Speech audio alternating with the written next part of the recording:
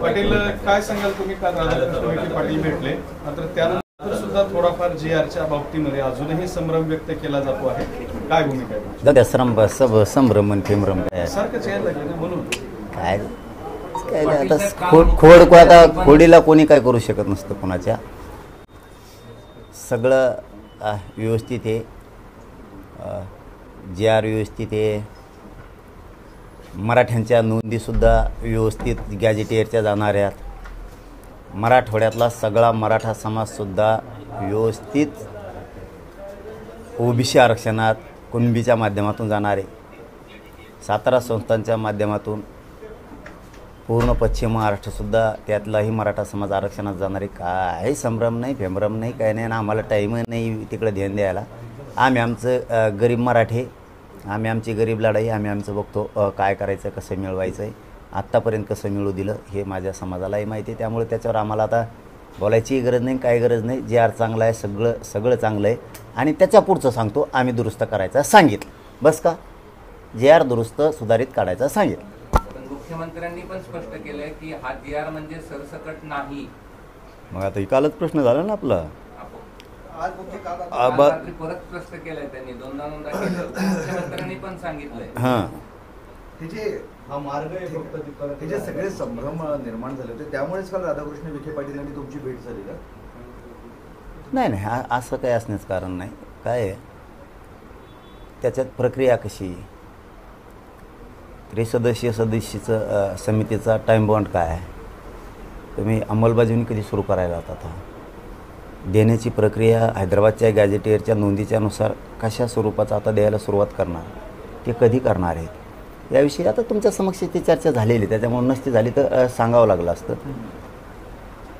मला माहिती आहे आणि माझ्या गरिबांना माहिती आहे आम्ही कसं घेतो आहे, कसं करतो आहे, कसं झुंजतो आहे, किती आत्मा आम्ही गोरगरिबांच्या लेकरासाठी तळपितो आमचासुद्धा. त्यामुळं ते सरसकट म्हणू द्या, नका म्हणू देऊ मुख्यमंत्री, मराठवाडा सगळा आरक्षणात जाणार, पश्चिम महाराष्ट्र सगळा आरक्षणात जाणार. त्याचा अर्थ काय होतो माझ्या गरिबाला समजतंय. बाकीच्याला काय म्हणायचं तर म्हणून. बरं, तुम्ही एवढ्या सकारात्मकतेने घेताय, मात्र मग विरोध का केला जातो एवढ्या मोठ्या प्रमाणामध्ये आणि मराठा नेते तुमच्या विरोधात का जातात? ते नाही बाबा मला माहीत, कारण ते त्यांनाच माहीत. ते मला नाही माहीत, मला नाही सांगता. ते आता ज्याचं त्यालाच माहीत. ते आमचा उद्देश एकच आहे, आमचा गरिबांचा. गरिबाचा पोरगा लढाई लढतोय गरीब लोकांसाठी आणि ती आम्ही जिंकीत आणली. काही न गरज नसते आरक्षणाची. बोलायचं आपलं काय होतं, ज्याला गरज आहे तो तळमळीनं तरफडतो पाण्याच्या बाहेर मासा टाकल्यासारखा. त्याला त्या वेदना असतात गरिबाच्या, पोराबाळांच्या, शिक्षणाच्या, नोकरीच्या, आईबापाच्या कष्टाच्या. त्या वेदना घेऊन आम्ही चालतो. बाकीच्या मी घेणं देत नाही, गिनीत बी नाही. मी माझं 22 वर्षापासून आणि आत्ताच्या 2 वर्षापासून मी या समाजासाठी झटून काम करतो, झोकून देऊन काम करतो, इमानदारीनं करतो, हटत नाही, अर्धवट सोडत नाही. आणि मी हे समाजाला माझ्या सिद्ध करून दिलं आहे. असं तसं नाही आहे, सिद्ध करून दिलं. 58 लाख नोंदीच्या माध्यमातून 3 करोड मराठी आरक्षणात घातले. पण एकदा जर हैदराबादचं गॅजेटियर आता घेतलं आणि JR झाला, यार याच्यापेक्षा काय आनंद पाहिजे राव. JR झाला आणि त्यात काय थोड्या त्रुट्यात लगेच सुधारित मागितलं. ते हाके बारामतीला आजपासून आरक्षण मोर्चा म्हणजे OBC सुरुवात होते बारामतीतून हाकेंच्या नेतृत्वाखाली. याच्यातून आणखीन एक आहे तुमचा पुढं प्रश्न येणारच आहे त्याचा, पण मी बी पुन्हा सांगतो की याच्यावरूनच मराठ्यांनी ओळखायचं मराठा आरक्षणात गेला. हे प्रमाण कसं काय असू शकतं तुम्हाला सांगा ना. मग असं एकदा तुम्ही विचारलं होतं बघा, त्याला झाले आता 17 महिने. आपण दोघंच होतो लिंबा झाडाखाली बसलेलो. आपले माधू तात्या गेले बैलगाडीत करून, इंटरव्ह्यून तुम्ही आले. त्या टायमाला म्हणले तुम्ही असं म्हणले होते आता शिकतं हे 250लाच चिटकलं आहे. 250लाच तुम्हाला एक दिवस दिसत. त्यावेळेस पुन्हा तुम्ही मला म्हणले होते आले, खरं झालं. तुम्ही बघा थोडं थांबा ना, सगळं माझ्या पोटातून उकरून घेतलं काय होतं गोळ. मला लय डोका लावाला करून घेत नाही. पण दुसरीकडे तेच दुसरे OBCची जे आंदोलन सुरू होतं नागपूरमध्ये, त्यांच्या मागण्या मान्य झाल्या आणि या JR मध्ये काही नसल्याचं त्यांना क्लिअर कळालं. त्यामुळे त्यांनी पण मागणी केली. चांगलं आलं ना. फक्त आखेच का आंदोलन करतो आता ते त्यांचे प्रश्न, मला काय माहित बरं. बरं, हाकेसारखंच भुजबळांचं पण आता सुरू आहे. भुजबळ म्हणतायत आरक्षणाबाबत सरकारकडनं दिशाभूल होतीये आणि त्यांनी स्वतःच्या सरकारवर आरोप केला आहे आणि मराठ्यांची ही थेट थेट ओबीसी आरक्षणात घुसखोरी आहे. नाही, याला घुसखोरी नाही म्हणता येणार, याला अधिकृतपणा म्हणता येईल. पूर्वी सुसूत्रता नव्हती, आता ती आणली. ज्या मराठ्यांवरती ओबीसीत असूनसुद्धा अन्याय झाला त्याला आता सरकारनं घालायचं काम सुरुवात केलं. मग विखे साहेब असतील, शिंदे साहेब असतील आणि फडणवीस साहेब असतील की यांनी मराठा समाज अधिकृतपणानं आरक्षणात घालायला सुरुवात केली. त्यामुळे त्याचा बोलण्याचा रोख वेगळा आहे या लेवल्याचा. पण त्याला पक्का माहिती आहे काय ते बाकीचे बांगडबिल्ले हिंडे कुंकडे बी त्याला माहिती आहे पक्क मराठे. कारण मी एकदा बघा पाठीमागं 2 महिन्यापूर्वी आपण प्रेस घेऊन तारीख डिक्लेअर केली होती मुंबई जायची, त्यावेळेस सांगितलं होतं की त्याला पक्का माहीत होतं की हे आरक्षण घेणारच आहे. मला आता बळीचा बकरा केला आहे मंत्रिपद देऊ असे मी गुप्त माहीत तुम्हाला त्यांच्या गोटातली मला सांगितली होती. ती मी मीडियासमोर त्याच वेळेस सांगितली होती. कारण आमचा हक्क आहे ते आम्ही मिळवणार आहेत आणि त्याला कळतंय मराठे सरसकटच आरक्षणात गेले. त्यांचं तेच म्हणणं फक्त आपल्या लोकांनी समजून घेणं खूप गरजेचं आहे. आपण कशासाठी झुंजतोय, कोणासाठी झुंजतोय. आपल्यासाठी जीवपणाला गरिबाचे पोरं लावतात. माझे गरीब लेकरं मुंबईला गेले, आज मुंबईला त्या दिवशी करोडोनं, म्हणून आज विजय घेऊन वापस आले. हे आता काय नुसते लिखी नाही आहे, ड्राफ्ट नाही आहे, याला JR म्हणतात, गव्हर्मेंट रूल येतो. तो पुन्हा कायद्यात संविधानात ओबीसींना आणि मराठ्यांना घालण्यासाठी तो पारित केलेला आहे. आता त्याची अंमलबजावणी गेला मराठा आरक्षणाचा सगळा. त्या नव्या GR मुळे ओबीसीत वाटेकरी वाढतायत असंही त्यांचं म्हणणं आहे भुजबळांचं. आता नवा GR आला आहे तुमच्याबाबत, ते आमच्यात आलंय तर त्यामुळे ओबीसीत वाटेकरी वाढत चालले आहेत सगळे. अहो ते आमच्यात आलं आहे, अच्छा. आम्ही नाही त्याच्यात चाललो, ते आमच्यात आलं आहे. फक्त आमचं मन मोठं होतं आमच्या पूर्वजांचं की नको आपल्याला तर घ्या. आम्ही 1881 ते आत्तापर्यंत आरक्षणात होतो. हे 89ला आलं आहे आत्ता. आम्ही पूर्वीचेच आहेत. फक्त आमच्या एक गोष्ट लक्षात आली, आजकाल आपल्या लेकरा बाळाला आपल्याला उंचीवर न्यायचं असलं, समाज एका प्रगतीकडे न्यायचं असलं तर आपल्याला आरक्षण घ्यावं लागणार आहे. आणि आम्ही ते टप्प्याटप्प्यात मिळवलं. त्याच्यामुळे कोण काय संभ्रम करतंय आणि कोण काय म्हणतंय त्याच्यावर ध्यान द्यायची गरज काय. हैदराबाद गॅझेटच्या या ओबीसीचे नेते GR म्हणून भुजबळांची ओळख आहे, ऐका ना, ओबीसीचे नेते म्हणून भुजबळांची ओळख आहे. आता ती ओळख पुसली जाईल म्हणून भुजबळ वेगळ्या मार्गाने आपली नाराजी किंवा संताप काही व्यक्त करतात असं मला वाटतं. नाही, शक्यतो ते पुसून नाही द्यायचा.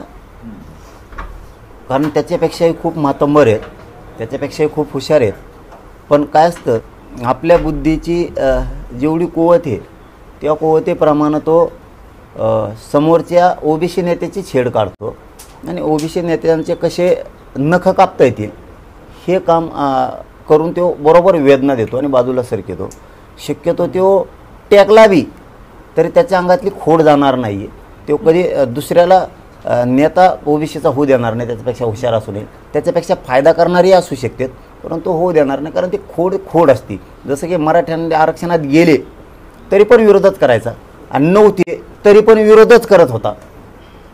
पण ते आम्ही त्यांना गरीब मराठी आणि मी एक शेतकऱ्याचं गरिबांचं पोरग आम्ही वस्तात भेटलो, कारण आम्ही न फुटणारेच भेटलो नाहीत. त्याच्यामुळे यांना काहीच करता आलं नाही. आणि आता तेच आहे त्यांचं, कारण त्याला JR चांगला कळतो. त्याला JR काय गोष्ट आहे, कारण त्यांनी 3-4 मोठे पक्ष हाताळले.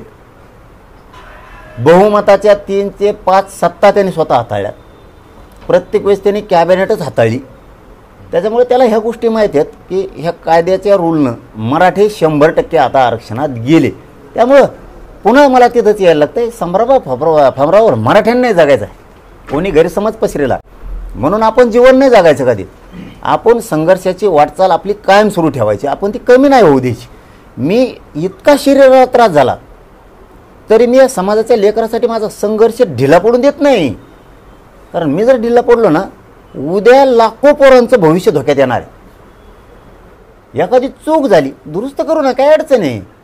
पण आपण कुणीतरी आपला गैरसमज केला, अपमान केला, कुणीतरी अफवा पसरल्या, खोटं नाटं सांगितलं म्हणून जर आपण मागं सरकलो तर आपण समाज मग डोळ्यासमोर नाही ठेवला. याचा अर्थ असा होतो आपण आपली स्वतःची प्रतिष्ठा डोळ्यासमोर ठेवली त्याचा अर्थ असतो. त्यामुळे माझी प्रतिष्ठा तिकडे खड्ड्यात घातली. एक महत्वाचं आहे, हैदराबाद गॅझेटच्या GRला कोर्टात आव्हान देणार अशी घोषणा छगन भुजबळांनी केली आहे.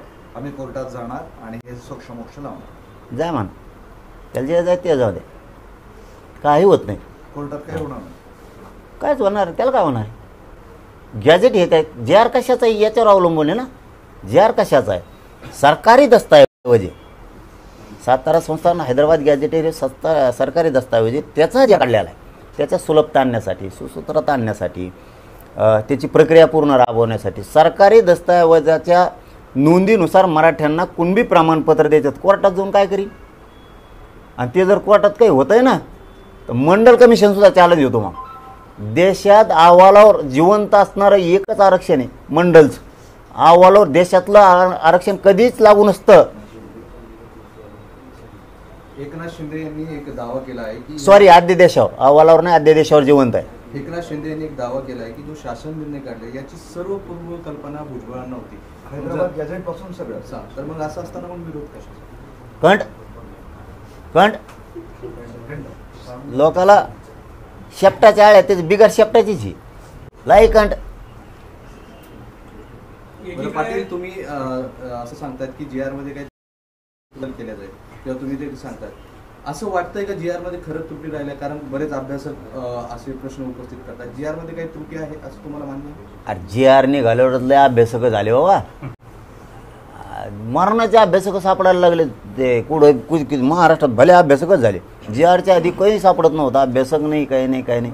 पण ठीक आहे ना, भावना आहे, समाजाचे लोक आहेत, भावना आहे ना त्यांची, काय हरकत आहे, त्याला काय विरोध करायची गरज आहे. त्यांना करू द्या आम्हाला विरोध, आम्ही नाही करत त्यांना.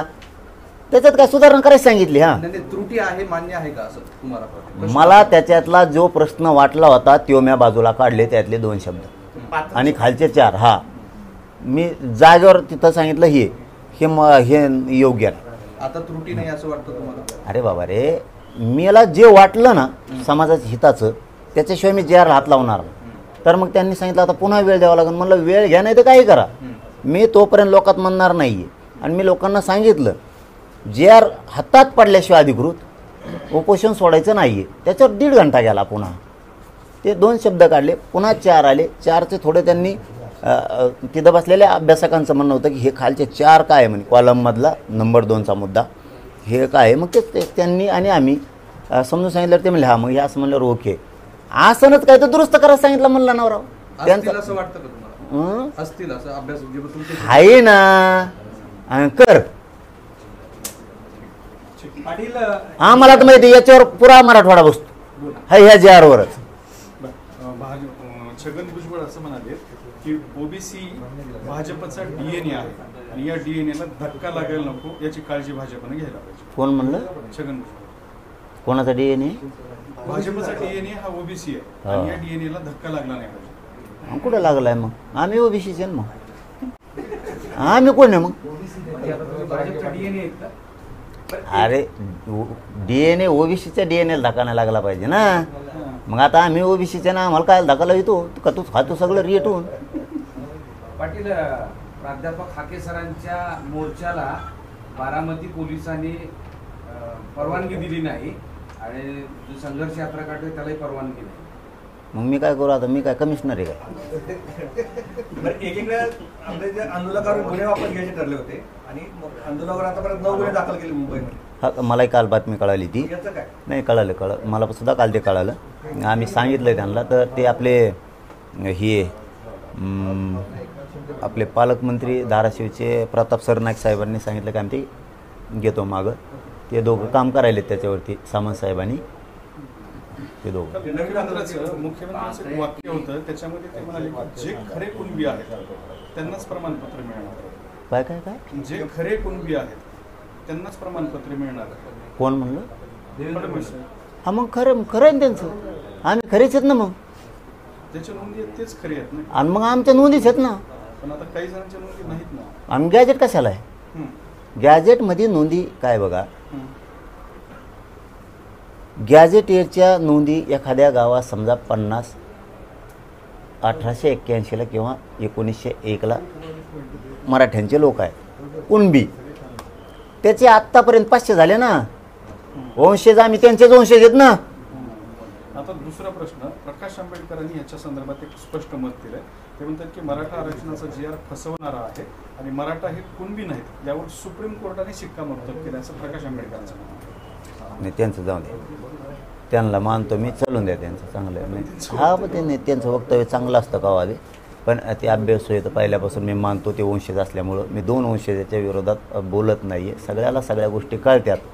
किती वेळेस खोचक टोले हाणावेत आणि कितीक वेळेस समोरच्या समाजाने ते सहन करावेत, तरी पण आम्ही मानतो छत्रपतींचा घराणा असेल किंवा भारतरत्न डॉक्टर बाबासाहेब आंबेडकरांचं घराणं असून आम्ही त्यांच्यावर ते बोलत नाही. मी वैयक्तिक, कारण मी प्रकाश आंबेडकर साहेबाला मानतो. त्याचा अर्थ त्यांनी वेळोवेळी समजून घ्यायला पाहिजे, पण आता त्याला नावेलाज आमचा. मी ते किती वेळेस म्हणले तरी मी मराठी ओबीसी आरक्षणाकडे नेलेच. शिवसेनेचं मुखपत्र सामनाच्या अग्रलेखामधनं मुख्यमंत्री देवेंद्र फडणवीसांनी मराठ्यांचं आंदोलन संयमी हाताळलं अशा पद्धतीचं कौतुक केलं आहे. तर तुमच्यावर थोडी टोलबाजी केली आहे की चौफेर शिव्याचा वर्षाव आंदोलन स्थळ होत असतानाही मुख्यमंत्री विचलित झाले नाही. केलं का सुरू पुन्हा ते, म्हणजे शिवीगाळ देणारे तुम्ही आणि ते विचलित झाले नाही, संयमी ते, आणि लिहिलंय सामनाने. एक प्रकारे कौतुक. हा, लिहिलंय सामनामध्ये. जाऊन दे एवढी बारा संजय राऊत साहेबांना सोडून द्यायचं सगळेच. नाही तुम्ही म्हणले फडणवीस साहेबांनी टोले आणले म्हणले ना. फडणवीस साहेबांनी नाही आणले, हां. सामनामध्ये सामना लिहिलंय. पेपरमधून. सामनामध्ये असं लिहिलंय, दैनिक सामनामध्ये असं लिहिलंय की फडणवीसांनी हे आंदोलन खूप चांगल्या पद्धतीने हाताळलं. आंदोलन स्थळावर चौफेर शिव्या सुरू होत्या. हे आंदोलन गरीब मराठ्यांनीच हाताळलं, हे कोणीच हाताळलं नाही. आम्हाला माज मस्ती जर असती, कायदा सुव्यवस्था बिघडायची असती, सरकारचा राग असता किंवा फडणवीस साहेबांचा राग असता, तर पोरं होते नुसते बनायलावरच होते. समजून घ्यायचं उगा, खेड्यापाड्यातले निब्बार पोरं आहेत ते. हां, त्यांनी मुंबई अशी जिवंत केली विचाराने, म्हणतो आम्ही. हां, विचाराने जिवंत केली. त्यांना रेल्वेतून विमानातून खालून वरून जाताना दिसत होते. हे काय आहे बॉ, हे कसं. एक त्यांच्यातलं लहानपण जागा केलं, त्यांच्यातली ऊर्जा जागी केली गरीब मराठ्यांच्या पोरांनी. हां, कशी असते, झोका कसा खेळते, रेल्वे कशी असते, एकामेका शर्ट धरून कसे पळत असते. म्हणजे हे रिअल आहे. एक मुंबईला आनंद देऊन गेले. काही बातम्या आल्यात म्हणून बोललो मी शब्द. नंतर अशा काही बातम्या आल्या की लोक म्हणले ते लोक गेले तर कर्मानं मिळू आता. म्हणजे एक विरंगुळा जे म्हणतो आपण, आपल्या घरी पाहुणे येते तर लग्न सराईत किंवा यात्रेच्या टायमाला किंवा देवदर्शनाला, त्यावेळेस ते घर मोकळं होतं. तसं मुंबई हे एक महाराष्ट्राचं घर होतं.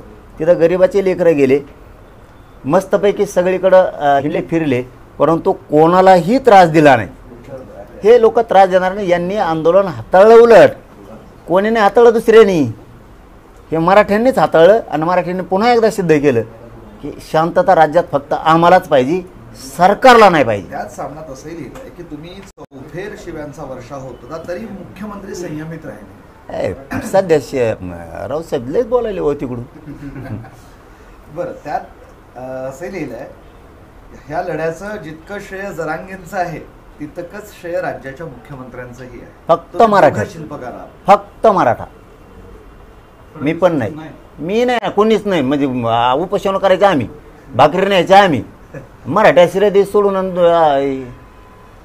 गरीब लेकरांना ते श्रेय दिलं पाहिजे. उलट सरकारने सुद्धा द्यायला पाहिजे.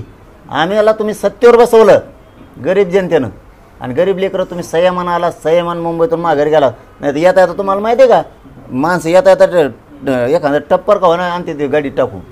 आम्ही ठेवून आले तिथं. हे गरीब मराठ्यांच्या लेकराचं श्रेय. आजोबा गेले, भाजी भाकरी घेऊन गेले, लढले, तिथं बसले, उठले नाही. हे गरिबांची श्रेय सरकारनं दिलं पाहिजे, आणि मी तर दिलेलंच आहे गरीब मराठ्याला. भाजपवाले तर नाचालेत ना चौका चौकात, बोर्ड लावलं तिकडे मुख्यमंत्र्यांच्या.